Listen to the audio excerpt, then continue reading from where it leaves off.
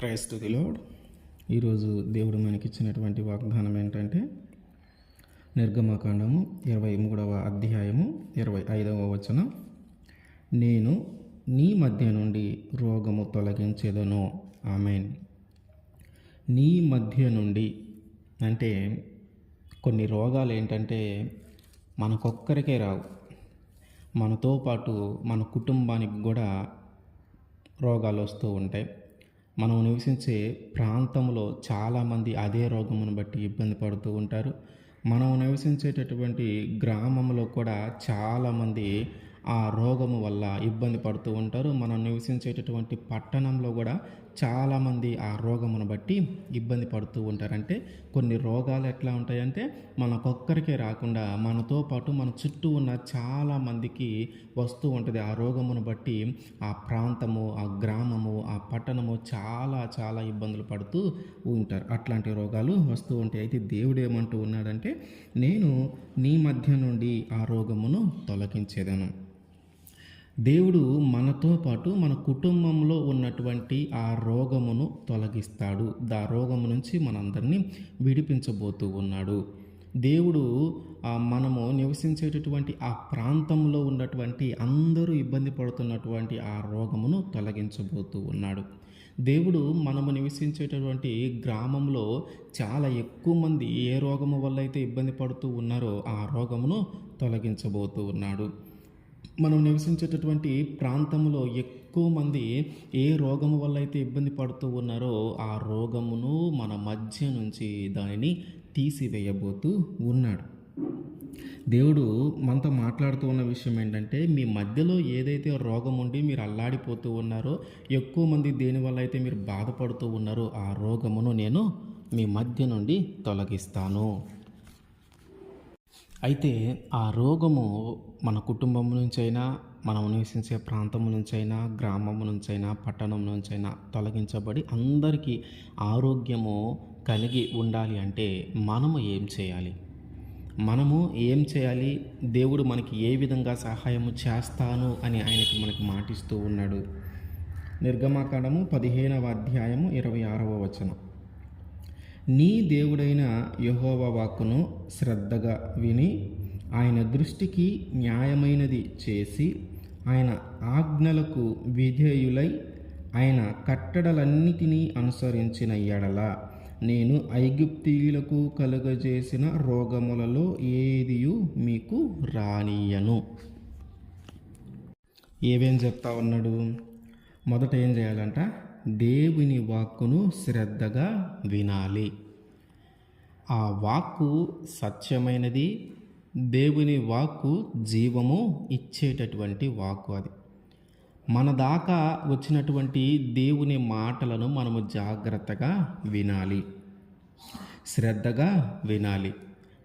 దేవుడే కొన్నిసార్లు మనతో మాట్లాడతాడు, కొన్నిసార్లు ఆ బైబిల్ ద్వారా మనతో మాట్లాడుతూ ఉంటాడు, కొన్నిసార్లు సంఘ కాపరి ద్వారా మనతో మాట్లాడుతూ ఉంటాడు. ఏదో ఒక విధంగా ఆ దేవుని మాటలు, దేవుని వాక్కు నీ చెవుల దాకా వస్తుంది. వచ్చినప్పుడు వాటిని మనము శ్రద్ధగా వినాలి.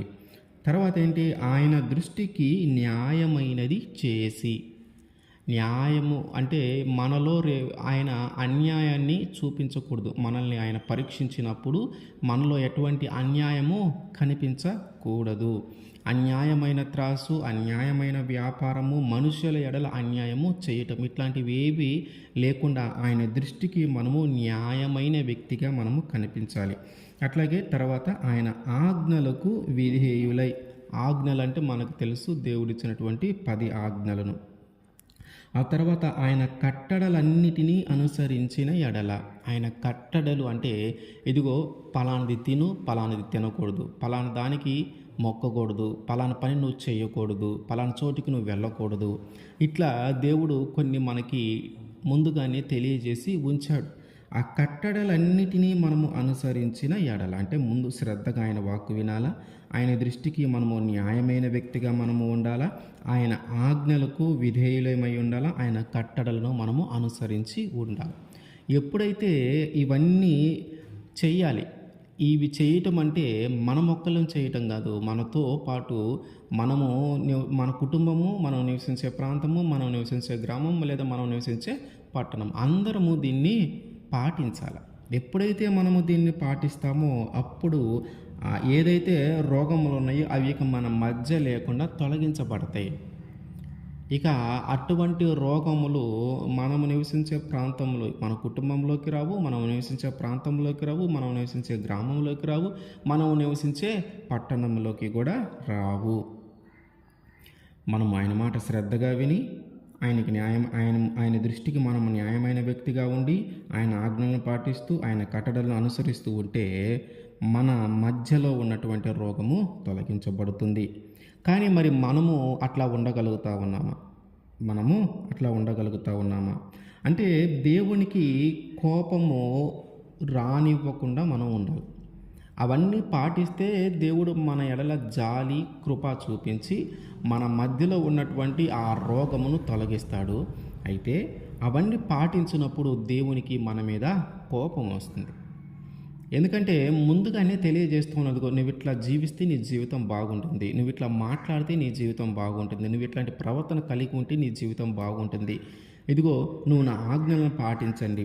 ఇట్లా మనకి ఏది మేలు, ఏది మంచి జరుగుతుంది, దేనివల్ల మనకి మంచి జరుగుతుంది అనేది దేవుడు ముందుగానే మనకి తెలియజేస్తూ ఉన్నాడు. అయితే మనం ఏం చేస్తూ ఉన్నాం?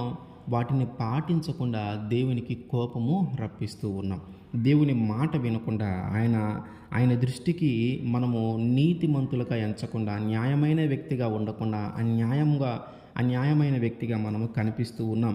ఆయన వాక్కును మనము శ్రద్ధగా వినకుండా, అసలు ఆ వాక్కుని మనం పట్టించుకోకుండా తిరుగుతూ ఉన్నాం. ఆయన ఆజ్ఞలను మనం పాటించకుండా, ఆయన కట్టడలను మనం అనుసరించకుండా మన ఇష్టానుసారమైన జీవితాన్ని మనము జీవిస్తూ ఉన్నాం. దీనిని బట్టి ఏం జరుగుతూ ఉందంటే దేవునికి కోపం వస్తూ ఉంది. మరి ఆయన కోపము వలన ఏం జరుగుతుంది? ఆయన కోపం వస్తూ ఉంది. ఆయన కోపం వల్ల మనకేం జరుగుతుంది? కీర్తన గ్రంథము 38వ కీర్తన 3వ అధ్యాయం 3వ వచనం, నీ కోపాగ్ని వలన ఆరోగ్యము నా శరీరము విడిచిపోయెను, నా పాపమును బట్టి నా ఎముకలలో స్వస్థత లేదు. దేవుని కోపము వలన ఏం జరుగుతుంది? మనలో ఉన్నటువంటి ఆరోగ్యము మన శరీరము విడిచిపోతుంది. మనలో ఉన్నటువంటి ఆరోగ్యము మన శరీరము విడిచిపోతుందంటే అనారోగ్యము మన శరీరంలోకి వచ్చినట్టే. అంటే అనారోగ్యంతో మనము బాధపడుతూ ఉన్నట్టే. దేనివల్ల ఈ అనారోగ్యము, దేనివల్ల ఈ రోగము మన జీవితంలోకి వచ్చింది అంటే దేవుని కోపమును బట్టి. అంటే దేవునికి మనము కోపము రప్పించటమును బట్టి మన జీవితంలో, మన యొక్క శరీరంలో లేదా మన యొక్క కుటుంబంలో రోగము కలుగుతూ ఉంది. మనము అనారోగ్యంతో బాధపడవలసిన పరిస్థితి దేనివల్ల వస్తున్నాయి అంటే దేవుని కోపమును బట్టి. అయితే కొన్నిసార్లు దేవుడు మనల్ని పరీక్షించటానికి కూడా కొన్ని వ్యాధులను మన జీవితంలోకి అనుమతిస్తూ ఉంటాడు. ఎట్లాగంటే మనం యోబు గారి జీవితాన్ని మనం చూసినప్పుడు మనకి బాగా అర్థమవుతుంది. ఆయన ఏ తప్పు చేయలేదు, ఆయన చక్కగానే జీవించాడు, నీతిగా యథార్థవంతంగానే జీవించాడు, అన్యాయమైన వ్యక్తిగా కాకుండా న్యాయమైన వ్యక్తిగా జీవించాడు, దేవుని వాక్కును శ్రద్ధగా విన్నాడు, దేవుని ఆజ్ఞలను పాటించాడు, దేవుని కట్టడలను అనుసరించి జీవిస్తూ ఉన్నాడు. కానీ ఆయన జీవితంలో కూడా వ్యాధి కలిగింది, ఆయన జీవితంలో కూడా రోగం వచ్చింది, అల్లాడిపోయేటటువంటి రోగం వచ్చింది. ఆయన ఏం తప్పు చేయలే, దేవుని కోపము ఆయన మీదకి ఏమీ రాలా. దేవుని కోపము రాకపోయినా కూడా ఆయన వ్యాధుల బారిన పడ్డాడు, కేవలము పరీక్షింపబడటానికి. అంటే రెండు విషయాలు ఉన్నాయి. ఒకటి, దేవుని కోపాగ్ని వలన మన శరీరంలో ఉన్నటువంటి ఆరోగ్యము తొలగిపోయి అనారోగ్యముతో ఏదో ఒక రోగంతో మనం బాధపడుతూ ఉన్నాం. రెండో విషయము, మనము మంచిగా దేవునికి ఇష్టమైన వ్యక్తిగా, దేవుని చిత్తం జరిగించేటటువంటి వ్యక్తిగా, దేవుని వాక్కును శ్రద్ధగా విని ఆయన దృష్టికి న్యాయమైన వ్యక్తిగా, ఆయన ఆజ్ఞను పాటించే వ్యక్తిగా, ఆయన కట్టడలను అనుసరించే వ్యక్తిగా మనము జీవించినా సరే కొన్నిసార్లు మన యొక్క విశ్వాసాన్ని, మన యొక్క నమ్మకాన్ని దేవుడు పరీక్షించటానికి కొన్నిసార్లు మన జీవితంలోకి వ్యాధులు వస్తూ ఉన్నాయి. అయితే ఇప్పుడు మొదటిది దేవుని కోపము. దేవుడు మనకి ఏమని వాగ్దానం చేస్తూ ఉన్నాడు?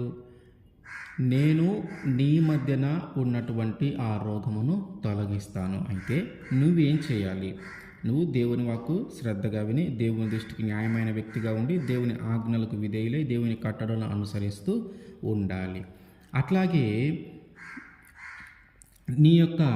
దేవుని యొక్క కోపము మన మీద లేకుండా వెళ్ళిపోవాలి. మన మీద లేకుండా వెళ్ళిపోవాలంటే ఇప్పుడు చెప్పినవన్నీ చేయాలి.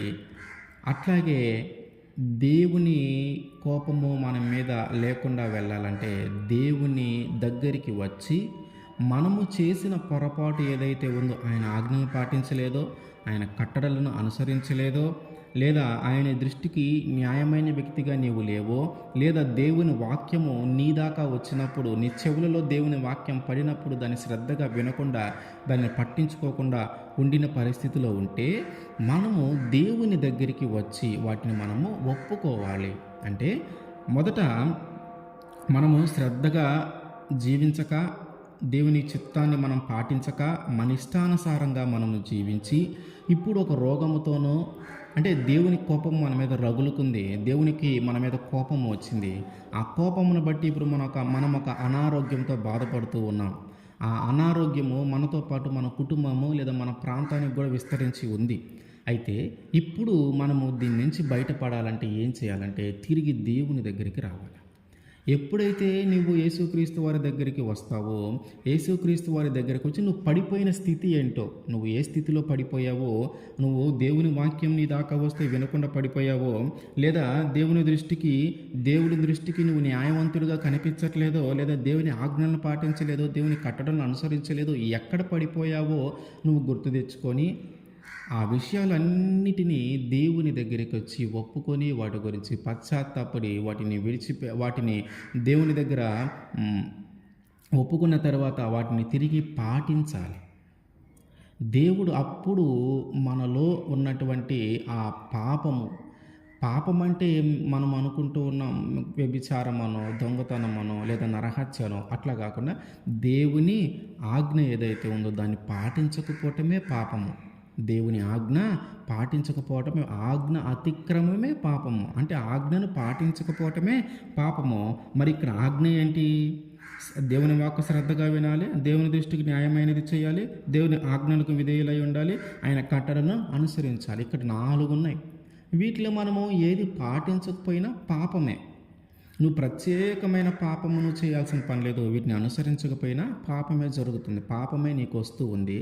కాబట్టి ఈ పాపము నీలో నుంచి తొలగించబడితే, దేవుని కోపము నీ మీద నుంచి వెళ్ళిపోతే నీవు తిరిగి ఆరోగ్యవంతులుగా మార్చబడతావు. దేవుని కోపము నీ మీదకి వస్తూ ఉంది కాబట్టి నువ్వు అనారోగ్యంతో బాధపడుతూ ఉన్నావు. ఎందుకంటే దేవుని కోపము నీ మీదకి వచ్చినప్పుడు నీ శరీరంలో ఉన్నటువంటి ఆరోగ్యము నీ శరీరమును విడిచిపోయి అనారోగ్యము నీ శరీరంలోకి ప్రవేశిస్తూ ఉంది. ఈ అనారోగ్యమును బట్టి, ఈ రోగమును బట్టి నువ్వు బాధపడుతూ ఉన్నావు. కారణం దేవుని కోపము. ఈ దేవుని కోపం ఎందుకు వచ్చింది అంటే నువ్వు ఆయన ఆజ్ఞలను అతిక్రమిస్తూ ఉన్నావు. ఆయన ఆజ్ఞను అతిక్రమించావు కాబట్టి ఆ పాపమును బట్టి నీలోకి రోగం వచ్చింది. ఇప్పుడు ఏం చేయాలంటే ఆ పాపము నీలో నుంచి తొలగిపోవాలా?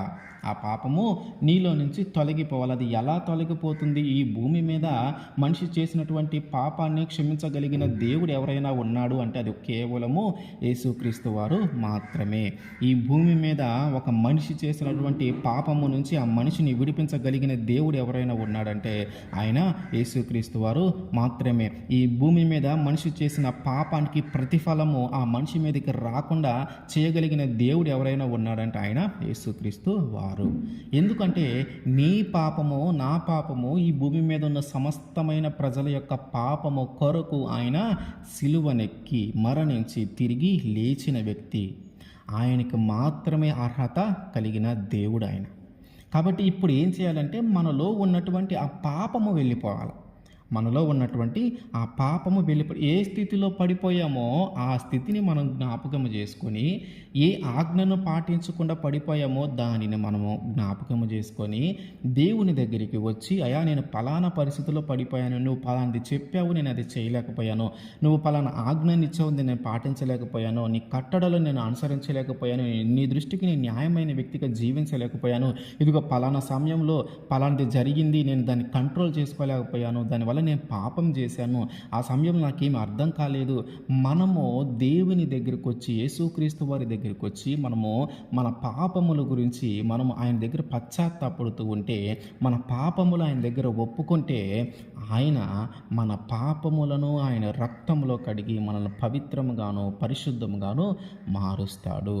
అప్పుడు ఆ పాపము నీలో నుంచి తొలగిపోతుంది. ఎప్పుడైతే పాపము నీలో నుంచి తొలగిపోతుందో అప్పుడు దేవుని కోపము నీ మీద లేకుండా పోతుంది. అప్పుడు నీ శరీరమును వదిలిపెట్టి వెళ్ళిపోయినటువంటి ఆరోగ్యము తిరిగి నీ శరీరంలోకి వస్తుంది. నీ శరీరాన్ని వదిలిపెట్టిపోయినటువంటి ఆరోగ్యము తిరిగి నీ శరీరంలోకి వస్తుంది. అంటే నీ మధ్యలో ఉన్న రోగము తొలగించబడుతుంది. నీ మధ్యలో ఉన్నటువంటి రోగము తొలగించబడుతుంది. రెండవది, నిన్ను పరీక్షించడానికి యోబు గారి జీవితంలో జరిగినట్టుగా నిన్ను పరీక్షించడానికి దేవుడు కొన్నిసార్లు నీ జీవితంలోకి కొన్ని రోగాలను అనుమతిస్తాడు. అయితే పరీక్షింపబడేటప్పుడు ఎప్పుడు కూడా అది నీ ప్రాణమును తీసే అర్హత దేవుడు ఇవ్వడు. ఇది మాత్రం మనం బాగా గుర్తుపెట్టుకోవాలి. పరీక్షింపబడుతున్నావా లేదా పాపము వలన రోగాన్ని అనుభవిస్తూ ఉన్నావా, పరీక్షింపబడుతున్నావా అనేది నీకెలా తెలుస్తుందంటే దేవుడే దిక్కు. దేవుడు చెప్తేనే నీకు తెలుస్తుంది. ఇంకోటి, ఎక్కడ పడిపోయావో నీకు తెలుసు. ఎక్కడ దేవునిని వదిలిపెట్టావు, దేవునికి దూరంగా ఎక్కడ జరిగావు, దేవునికి వ్యతిరేకంగా ఎక్కడ మాట్లాడావు, దేవునికి వ్యతిరేకంగా ఎక్కడ చూసావు, దేవునికి వ్యతిరేకంగా ఎక్కడ ప్రవర్తించావో నీకు తెలుసు. దానిని బట్టి దేవుడి దగ్గరికి వస్తే నీకు అర్థమవుతుంది, ఇది నన్ను పరీక్షించడానికి వచ్చిందా, నేను నా పాపమును బట్టి వచ్చిందా. ఒకవేళ పాపమును బట్టి వస్తే ఏం చేయాలి ఇప్పుడు మాట్లాడుకున్నాం. పరీక్షింపబడటానికి వస్తే నువ్వు గుర్తుపెట్టుకోవాల్సింది ఏంటంటే అది నీ ప్రాణమును తీసే అర్హత దేవుడు ఎవడు. ఎందుకంటే యోబు గారి జీవితంలో మనం చూస్తే ఆ ప్రాణమును మాత్రం ముట్టవద్దు అని సాతానికి ఆజ్ఞ ఇచ్చాడు. ఆయనకి ఏ రోగమైనా కలిగించు, ఆయన ఖచ్చితంగా ఆయన విశ్వాసాన్ని నిరూపించుకుంటాడు, ఖచ్చితంగా ఆయన నమ్మకాన్ని ఆయన నిరూపించుకుంటాడు. ఆయన నువ్వెన్ని రోగములు తీసుకొని వచ్చినా కూడా ఆయనలో ఉన్న యథార్థత పోదు, ఆయనలో ఉన్న నీతి పోదు, ఆయనకి నా మీద ఉన్న నమ్మకం పోదు, ఆయనకి నా మీద ఉన్న విశ్వాసము పోదు అని దేవుడు మాట్లాడుతూ చివరి ఒక మాట అంటున్నాడు, ఆయన ప్రాణము మాత్రం ముట్టుకోవద్దు. అంటే మనం పరీక్షింపబడుతూ ఉన్నప్పుడు ఆ శోధనలు, ఆ బాధలు, ఆ వ్యాధులు కొంతకాలమే. ఆ తర్వాత అవి ఉండవు. ఉన్న దానికంటే రెట్టింపు ఆశీర్వాదము, దానికంటే రెట్టింపు ఘనత, దానికంటే రెట్టింపు ఆరోగ్యము దేవుడు మళ్ళీ మనకి ఇస్తాడు. యోబు గారి జీవితంలో అంతే జరిగింది. మొత్తం ముందు రోగములు అన్ని ఇబ్బందులు పడినా సమస్తము కోల్పోయిన తిరిగి సమస్తమును రెండింతలుగా దేవుడు కలుగు చేసి ఉంచాడు. అంటే మనము ఒక రోగంతో బాధపడుతూ ఉన్నామంటే మనం పరీక్షించుకోవాలా ఏంటి అంటే ఎక్కడ పడిపోయాం, ఇది పాప ఫలితమా పరీక్షనా. పాప ఫలితమైతే ఎక్కడ పడిపోయామో మనము గుర్తు తెచ్చుకోవాలా. పరీక్ష అయితే మన విశ్వాసాన్ని మనము నిరూపించుకోవాలి. ఒకవేళ నువ్వు ఆ విశ్వాసాన్ని కానీ నిరూపించలేకపోయావంటే ఇంకా అంతకంటే హీనమైన పరిస్థితులకు నువ్వు వెళ్ళిపోతావు. నీ విశ్వాసానికి జరిగినటువంటి పరీక్షని దేవుని మీద నీకు ఎంత నమ్మకం ఉంది, దేవుని మీద నీకు ఎంత విశ్వాసం ఉంది, నీ కష్టంలో నువ్వు తప్పిపోతావేమో, నీ దుఃఖంలో నువ్వు తప్పిపోతావేమో, నీ శరీరానికి వ్యాధి వస్తే తప్పిపోతావేమో అని సాతాను ఎదురు చూస్తూ నీకు అనేకమైన పెడుతూ ఉంటే, అనేకమైన వ్యాధులు, అనేకమైన సమాధానం లేని పరిస్థితులు నీ జీవితంలోకి ఆయన తీసుకొని వస్తూ ఉన్నాడంటే వాటన్నిటిని బట్టి నువ్వు నిలబడితేనేమో దానికంటే రెండింతల ఆరోగ్యాన్ని కలుగుతుంది. ఒకవేళ నీ విశ్వాసాన్ని కానీ నువ్వు కోల్పోయినా, నీ నమ్మకాన్ని కానీ నువ్వు కోల్పోయినా తిరిగి మళ్ళీ మనం కోలుకోవటము చాలా కష్టమైన పరిస్థితి అవుతుంది. కాబట్టి ఒక రోగంతో మనం బాధపడుతూ ఉన్నామంటే, ఒక రోగంతో మన కుటుంబం బాధపడుతూ ఉందంటే మనము ప్రార్థన చేయాల ముందు. దేవా, ఏంటి మా కుటుంబంలో ఈ రోగము, ఏంటి మా కుటుంబంలో ఈ వ్యాధి, పరీక్షింపబడుతూ ఉన్నామా, పాప ఫలితాన్ని అనుభవిస్తూ ఉన్నామా, ఒకవేళ మేము పాపము చేయటాన్ని బట్టి మా జీవితంలోకి ఇది వస్తే, ఇదిగో ఒకవేళ నాకు గుర్తు లేదనో నిజంగా మనం మర్చిపోతుంటే ఆయన గుర్తు చేస్తాడు. కానీ మనం ఎక్కడైతే తప్పు చేసామో మనకి ఖచ్చితంగా గుర్తుంటుంది. ఎందుకంటే మన మనస్సాక్షి మనల్ని వేధిస్తూ ఉంటుంది. నువ్వు ఈ తప్పు చేయొద్దు, నువ్వు ఈ తప్పు చేయొద్దు అని మనకి ఎన్నోసార్లు చెప్తూ ఉంటుంది. కానీ మనం కొన్నిసార్లు ఆ మనస్సాక్షి మాట కూడా మనము వినము. ఆ సమయంలో ఇక మనకి ఏం తెలియదనమాట. అది చెయ్యాల్సిందే అంతే. అది చేస్తేనే ఆ సమయంలో నీకు ఆనందంగా ఉంటుంది. నీ మైండ్ ఫ్రెష్గా ఉంటుంది. అట్లాంటి ఒక వీక్నెస్ టైమింగ్ వస్తుంది మన జీవితంలో. ఆ సమయంలో కూడా మనం నిలబడాలి. ఆ సమయంలో కూడా మనం నిలబడితే దేవుడు మంచి ఆరోగ్యమును, మంచి ఘనతను ఆయన మనకి సిద్ధం చేసి ఉంచుతాడు. కాబట్టి రోగంతో మనం బాధపడుతూ ఉన్నామంటే మనం 2 విషయాల కోసం దేవుని దగ్గర ప్రార్థన చేయాలా. ఒకటి, ఎందువల్ల కలిగింది, పరీక్షింపబడుతూ ఉన్నామా, లేదంటే ఒక చోట పడిపోవటాన్ని బట్టి, నీ మార్గంలో నడవలేక ఎప్పుడైనా ఏ విషయంలోనైనా త్రుట్టిలేనా, తడబడ్డానా, అడుగులు వేరే వైపు వెళ్ళిపోయినాయా, వేరే మార్గాల వైపు ఆలోచనలు వెళ్ళిపోతూ ఉన్నాయా, ఎక్కడ జరిగింది మిస్టేక్ అనేది మనము దేవుని దగ్గర అడుగుతూ ఉండాలి. ఆయన ఖచ్చితంగా మనకు బయలుపరుస్తాడు. ఎందుకంటే ఆయన మాట్లాడగలిగిన దేవుడు, ఆయన చూడగలిగిన దేవుడు. నువ్వు కన్నీరు విడిచి ప్రార్థన చేస్తే నీ కన్నీటిని ఆయన చూడగలిగిన దేవుడు. నువ్వు దేవునికి మొరపెడుతూ ఉంటే నీ మొర వినగలిగిన దేవుడు. అట్లాగే కేవలము చూడటము వినటమే కాదు, తిరిగి నీతో మాట్లాడగలిగిన దేవుడు. కాబట్టి ఒక రోగంతో మనం ఇబ్బంది పడుతూ ఉన్నామంటే మనము దేవుని దగ్గరికి వచ్చి అడగాలి, ప్రార్థించాలి, మొరపెట్టాలి. ఖచ్చితంగా ఆయన మనకి తెలియజేస్తాడు. ఇదిగో ఇది పలానా కారణము, నువ్వు పరీక్షింపబడుతూ ఉన్నావు, నువ్వు జాగ్రత్తగా ఉండు. లేదు నువ్వు పలానా చోట పడిపోయావు, దాన్ని సరి చేసుకో. ఈ 2 విషయాలు మనకి తెలియజేస్తాడు. మన మధ్యలో ఉన్నటువంటి ఆ రోగము తొలగిపోవాలంటే, మన మధ్యలో అంటే మనకొక్కరికే కాదు, మన కుటుంబానికి, మనం నివసించే ప్రాంతానికి, మనం నివసించే గ్రామానికి, లేదా మనం నివసించే పట్టణానికి ఎవరైతే బాధపడుతూ ఉన్నారో, ఒకే రోగము చాలామందికి వస్తూ ఉంటుంది. వాళ్ళందరూ ఆ రోగం నుంచి విడిపించబడాలంటే దేవుని కోపము వారి మీద నుంచి వెళ్ళిపోవాలి. దేవుని కోపము వారి మీద నుంచి వెళ్ళిపోవాలంటే దేవునికి ఇష్టమైన వ్యక్తిగా మనము జీవించాలి. ఆయన ఆజ్ఞలను మనము పాటించాలి. మన మధ్యలో నుండి దేవుడు అందరము ఇబ్బంది పడుతున్నటువంటి ఆ రోగము నుంచి మనల్ని, మన కుటుంబాన్ని, మనం నివసించే ప్రాంతాన్ని, మనం నివసించే గ్రామాన్ని, లేదా మనం నివసించే పట్టణాన్ని, వీటన్నిటి నుండి ఆ రోగమును తొలగించునుగాక. ఆమేన్.